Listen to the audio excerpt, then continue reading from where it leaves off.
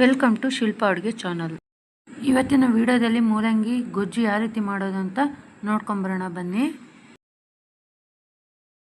ಖಾರಕ್ಕೆ ಎಷ್ಟು ಬೇಕೋ ಅಷ್ಟು ಹಸಿಮೆಣಸಿನ್ಕಾಯಿನ ಹುರ್ಕೊಂಬರೋಣ.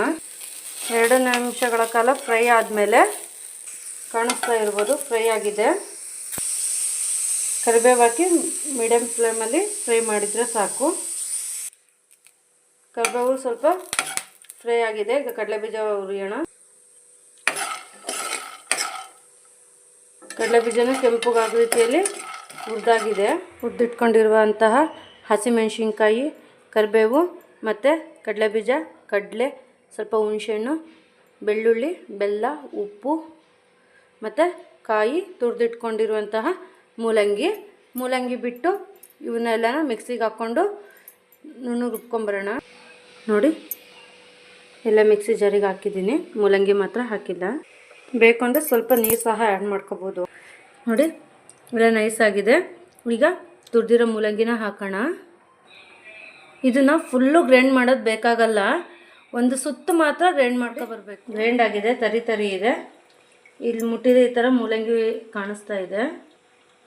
ಈಗ ಇದನ್ನ ಒಗ್ಗರಣೆ ಹಾಕೋದಕ್ಕೆ ಒಂದು ಬಾಣಲಿಯಲ್ಲಿ 1 ಟೇಬಲ್ ಸ್ಪೂನಷ್ಟು ಎಣ್ಣೆ ಹಾಕಿದ್ದೀನಿ.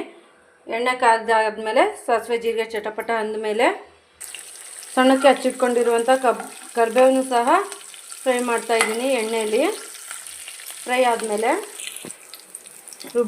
ರುಬ್ಬಿ ಇಟ್ಕೊಂಡಿರುವಂತಹ ಚಟ್ನಿನ ಸೇರಿಸ್ಬೇಕು. ಸೇರಿಸಿದಾದ್ಮೇಲೆ ಈ ರೀತಿ ಸಣ್ಣಕ್ಕೆ ಹಚ್ಚಿರುವ ಈರುಳ್ಳಿನ ಮಿಕ್ಸ್ ಮಾಡ್ತಾಯಿದ್ದೀನಿ.